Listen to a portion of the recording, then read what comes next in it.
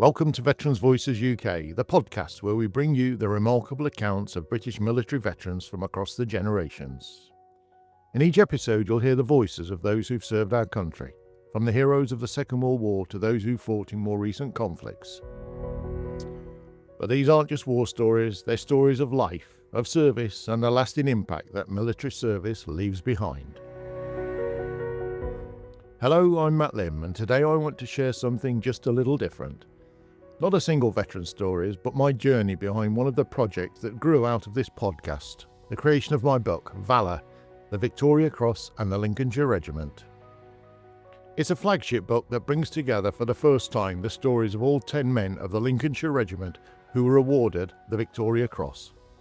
Stretching from the earliest days of the medal being awarded during the Indian Mutiny, through the mud and the trenches of the Great War, to the final days of the Second World War. I'm deeply honoured that Lord Ashcroft, custodian of the world's largest collection of Victoria Crosses, agreed to write the foreword for the book. Thanks to his encouragement and his lifelong commitment to preserving the history of such men, it's helped remind me why their courage still matters and why these stories still need to be told. The idea for this book didn't come from a single moment, it built slowly over time.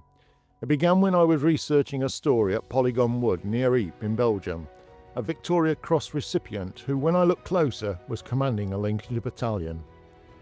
And just a few weeks later I was studying the wartime experience of the Reverend Theodore Hardy, who, aged over 50, joined the army in 1916 as a chaplain.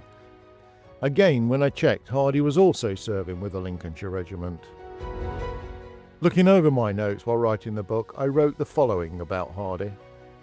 Of all the men I've come across in my years of research and in the time I've spent walking the battlefields, none has left quite the same impression as Theodore Hardy. He wasn't a fighting man, he never carried a rifle or fired a shot in anger. He was a chaplain, a non-combatant, often known as the Padre. Yet he was awarded the Victoria Cross, the Distinguished Service Order and the Military Cross during the First World War, so becoming the most decorated non-combatant of the Great War.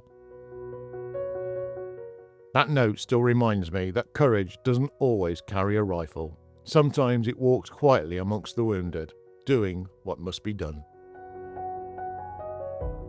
A quick search revealed that the Lincolns had in fact been awarded 10 Victoria Crosses in their 275-year history.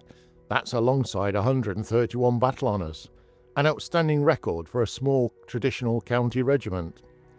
At that moment a thought came to life. There must be a book that's brought all these 10 stories together, but it appeared not. So a note went on growing a to-do list that one really should be written. That list sat on the shelf for far longer than it should have been, but a couple of years ago I dusted it off and finally made a start. Soon I was spending time in archives and museums, visiting memorials and graves, each name carved in stone, a record on a page, reminding me how history sits quietly in the background, waiting to be brought together and back to life. I soon realised that many people knew the individual names, Hardy, Kirk, Brunt, but they really needed to be together and in one place. That quickly became the very heart of the project, not to glorify, but to remember. 10 men, 10 stories, 1 regiment.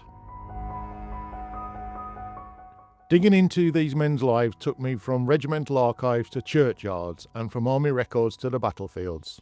Each discovery was a window into time, notes, letters, dispatches that still spoke of courage, of fear and, above all, of duty.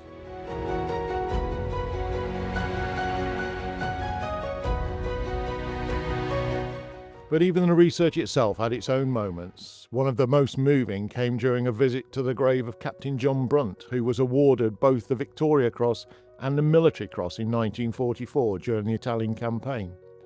Aged just 22, John Brunt is the youngest of the 10 men I feature in the book.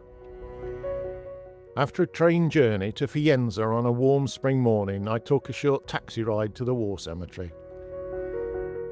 Waving goodbye to the driver, he agreed to return in an hour as I stepped into the stillness of the morning.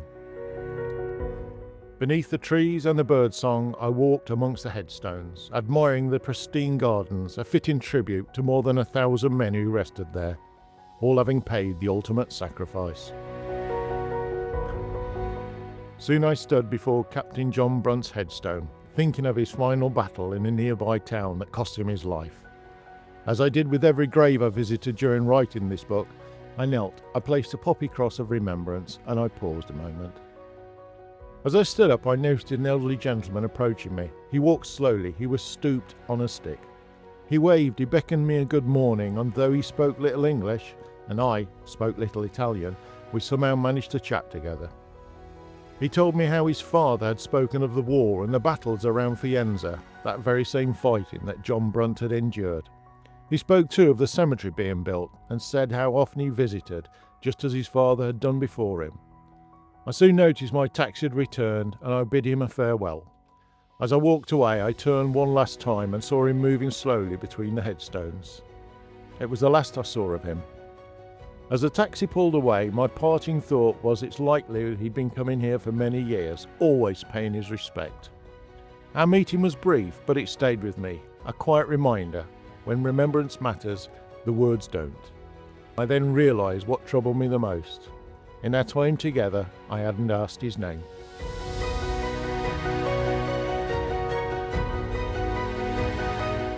When you spend time researching men like these, you start to see a pattern, not of heroism for its own sake, but of service, of humility and belonging.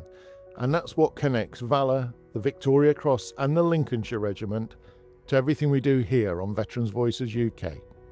Whether it's soldiers of the Lincolnshire Regiment a century ago or the veterans I've met in recent years, the thread is always the same. That's why I wanted to share these stories in print, so their names and their values of what they stood for don't fade with time. If you'd like to learn more about the book Valour, the Victoria Cross and the Lincolnshire Regiment, look on the Veterans Voices UK website under Voices in Print. That's www.veteransvoices.uk and click the link at the top. Thank you for listening and for helping to keep these legacies alive and for being part of our ever-growing community. We look forward to welcoming you back next time. Until then, I'm Matt Lim, and this has been Veterans Voices UK.